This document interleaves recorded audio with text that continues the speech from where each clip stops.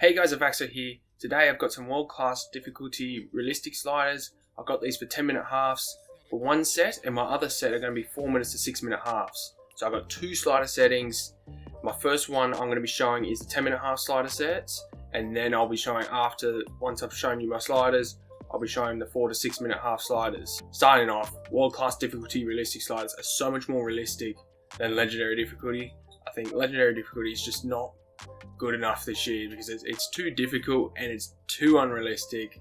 The players are running too much, sprinting, way too quick, and I can't change that. So these sliders are going to be the ones I'm going to be playing with, especially this year. So these sliders, I've got them at 10-minute halves. You can put them at 8-minute halves because it is hard for this year to get more realistic score lines. The game's become more arcadey, so I had to make it even more defensively, and well, there's still sometimes some big score lines, but then you will get the nils, it's still there, but it depends on game to game. It changes every game, so you can be using them on 8-minute halves. Obviously world class difficulty, and I've got the game speed at default. Now into my camera settings, so I've got them at broadcast. This changes all the time, but I have them at custom, 0 height, 0 zoom. I got the far side focus on 5, ball tracking speed always on 0. Trust me, you don't want that at anything, just 0. Let's get into the sliders now. So user sliders, got sprint speed at 8. So I've got the CPU sliders, their sprint speed is at 10.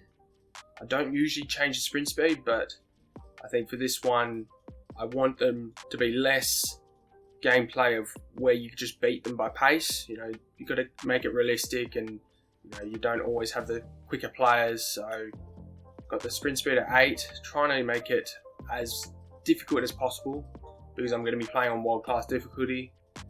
Acceleration at 46, shot error at 64, pass error at 57. So I've been putting that up recently. If you're finding it too easy, you can put it up to 58, 59. Shot speed at 43, that is literally bang on the best shot speed for user sliders. Definitely not CPU. Do not put 43 shot speed for CPUs.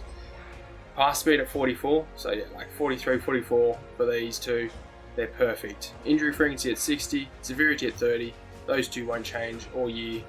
Goalkeeper ability at 50, marking at 78, so still high marking, even though this is world class difficulty, still high marking. Run frequency at 20, line height at 55, line length at 35. If you're finding it difficult and you're conceding goals, you can put it down to 30 if you want, but best to keep it at 35. Line width at 51. Now this year, the players are very tight. It's hard to get through the midfield, but if I make it easier and put it up to 53 or something, 54, then there's too many goals happening. So it's a very fine line. I got the line width at 51, fullback positioning at 40. This sliders I got power bar at 55, so I'm going to be rocking with just 55 power bar for this difficulty. But legendary probably will keep it at 60. And if for some reason I make ultimate difficulty sliders, I'll probably have 60, maybe even 65 power bar. Who knows? And I got my first touch control error at 70. Now to CPU sliders. So their sprint speed is at 10, acceleration at 47, so that's 1 extra acceleration with the 2 extra sprint speed. So you're not really going to pace past players, but unless you have a 90 pace player pretty much. Shot error at 76, their shooting is still unbelievable in this difficulty. Pass error at 66, same thing, their shooting and passing is just ridiculous. Shot speed at 35, pass speed at 41, injury frequency at 60, severity at 30, goalkeeper ability at 50, marking at 70. You don't really want to put it up any higher, because if you put up any higher when you're in your own half and you've got the ball with your centre backs, it makes it very difficult if you put it up any higher. If you're taking it down a couple too low, it will mess up the whole sliders. So I think just keep it at 70 marking.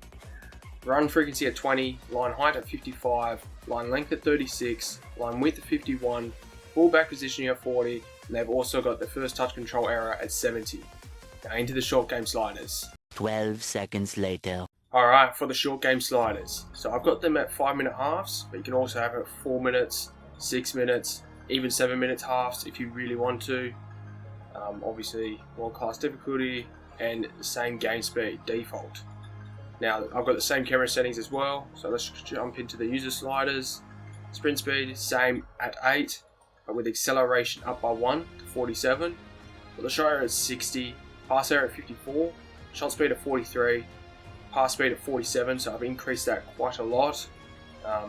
Basically, when the short game sliders happen, the lower match rating you put in, the speed actually sometimes even slows down. I don't know why, but for this year it seems to slower the shorter it is, which makes absolutely no sense. So I've got to make it quicker.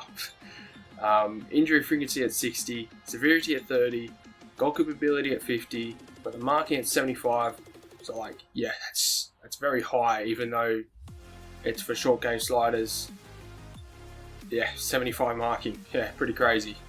Run frequency at 30, line height at 55, line length at 40, but the line width increased to 53, fullback positioning at 40, the power bar the same as 55, and got the first touch control error decreased down to 65.